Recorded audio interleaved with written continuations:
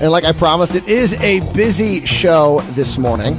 And once again, I appreciate Jamie Getty, local attorney, joining me here on the program for, of course, our weekly segment, Barely Legal.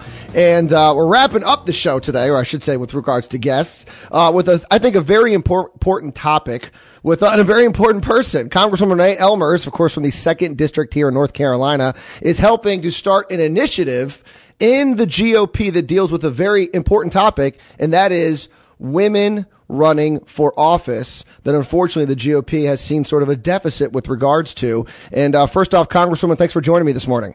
I'm happy to be with you, especially happy talking about this particular issue. As we've seen, we know we need more women elected into office across the board in our country. But for me personally, I need more colleagues in Washington who are women because I believe we bring something to the table that is so vital to the American conversation and how we will get things turned around. Well, plus, due to the fact that women are, of course, as we know, the majority of the population in this country. And so you think that they would be the majority of people represented in Congress. And the fact that that's not the case, I think kind of shows, I think that there's something wrong in politics. And interestingly enough, there was an article I read the other day. I can't remember who wrote it. And they were actually talking about one of the reasons that women might be kind of hesitant to jump into the political game is the sort of sexism that is involved in politics. And we're seeing that right now with, all over the country, in New York especially, with people like Anthony Weiner and Eliot Spitzer running for office. And I could see how a woman would be hesitant to want to maybe be on stage with people like that, or the fact that it seems like the voters are so accepting of women who I don't think are being treated properly. That might cause them a little concern about running for office. Well, politics in itself is difficult to get into. You have to have a pretty thick skin. I certainly didn't see myself as a politician. I still don't really see myself as a politician. But I'm starting to understand the ways that we have to be messaging and we have to be talking to the American people. And this is one vital piece that is missing from our side, from the Republican Party. I'm afraid we appear to be out of touch because we don't have enough women. And yet, I believe when you talk about the issues that every American believes in, women especially are fighting for these things every day. Women are concerned about how they're going to meet their budget at home, how they're going to pay the bills next month, how they're going to keep their children in education and learning and growing, and health care especially. 80% of the healthcare decisions in this country are made by women, and yet we don't have a repreentative group of women in Washington fighting for these issues. So that's why I'm working so hard with my colleagues. We've started Project Grow through the NRCC, and this is all about building women and opportunities for women in the Republican Party, because we do believe we're the party that connects with women. We were the party that started, getting the women's vote back in the day. I mean, we haven't even had the vote it hasn't even been 100 years yet. We're the ones who are fighting for these issues, and we believe that the American people, and women especially, fall with us on the issues. We just have to learn how to message better and connect and make sure that we are showing that we care and that there's a place for them where we are in Washington. Now, I think North Carolina, I look at it as very encouraging with regards to women leaders, of course, on the state level. And I think one of the problems that women have faced in running for office, because we have seen 2 women announce their run for U.S. Senate, one in South Carolina and one here in North Carolina. But a lot of the arguments that you hear is that, well, they don't have, any experience in politics, and they're going up against, very experienced political opponents who have all these connections. And do you think when you look at, say, state representation like Representative Julie Howard or Representative Ruth Samuelson, that you look at them and say, okay, they're building a name, they're building contacts, that's going to be good for women going forward, because just jumping in at sort of a federal level position is very difficult, as you know? Well, certainly it was where I was at, and I think you should be able to, you should try to build your name recognition, and you should build your reputation as you move. But for someone like myself, and I think this is why my message is so strong, I never saw myself in a political path. for elected office of any kind.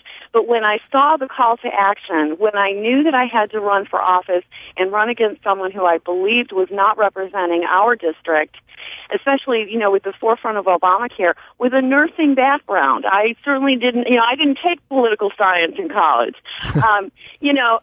I believe wholeheartedly that I could make a difference because of my real world experience.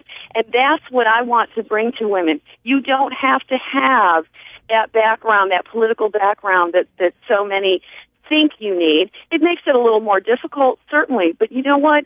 Anything worthwhile is worthwhile fighting for. And I just believe that women across this country with their real world experience as moms, as leaders in their communities, as leaders in the military, as leaders in the corporate world with experience and small business ownership, I think those are the things that make us better candidates, especially at this time when we look at Congress and know what a low opinion many have of the job we're doing and who's there.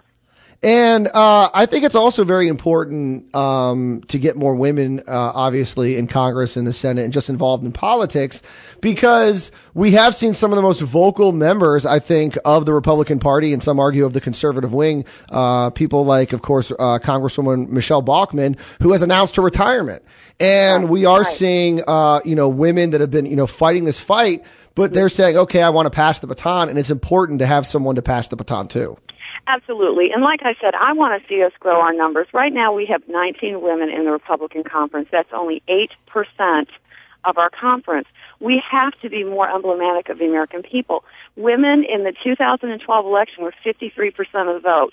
We have to be able to show that we understand that, and that there again we can work, and we can work with our colleagues too. Our male colleagues, I love them all, but sometimes their messaging doesn't hit the mark either.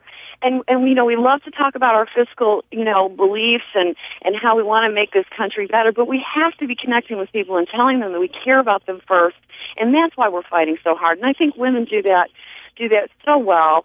And I think in order to just, make sure that everyone knows that we believe what they believe, we can turn this around. And like I said, Project Grow is a great start. I'm completely committed to it. NRCC, Project Grow. .org if anyone wants to go online and just check out what we're doing.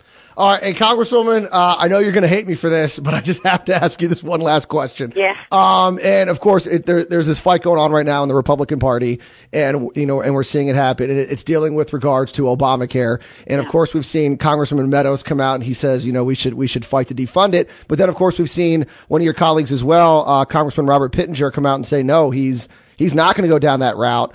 And on this issue, to be honest with you, I haven't picked a side yet. Where do you stand on the issue? Well, let me just tell you some of the facts, and I certainly understand where Mark Meadows is coming from with this. The problem is that this is what we're doing every day. We voted to repeal it 40 times. Yeah. We voted to defund it. We voted to dismantle it. We've been taking it apart. It's falling apart on its own. And yes, I understand where he's coming from with basically we're talking about the continuing resolution. Mm-hmm. However, there really isn't funding in that for Obamacare. It's not the mechanism that's used for Obamacare funding, because basically what we're talking about is keeping the federal government going with appropriations and essentially the system that's working. So we're applying something there that doesn't exist. And gotcha. I suppose you can make the argument that any federal funding, that some would go to Obamacare, but it essentially is not that. And that's why I've also said I will not sign on to that letter. We've got to do these things right. We can't just force things forward, and we cannot threaten to shut down the federal government. That, I'm telling you, would be one exchange of an economic disaster for another economic disaster, and it would end up costing the American people so much more more, and it would only add to the debt.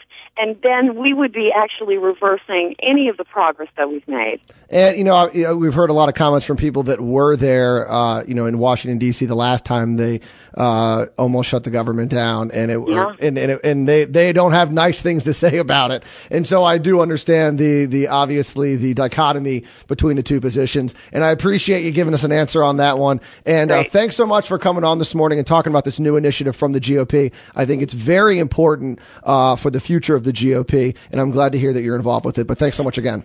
Thank you, and thank you for having me so that I could speak to your listeners and let them know about it, and have a wonderful weekend. You do the same. Once again, Congresswoman Renee Ellmers from the 2nd Congressional District here in North Carolina, talking about the new initiative called Project Grow that deals with encouraging, recruiting women to run for office. As we all know, there is a deficit in the Republican Party on that matter. All right, quick break.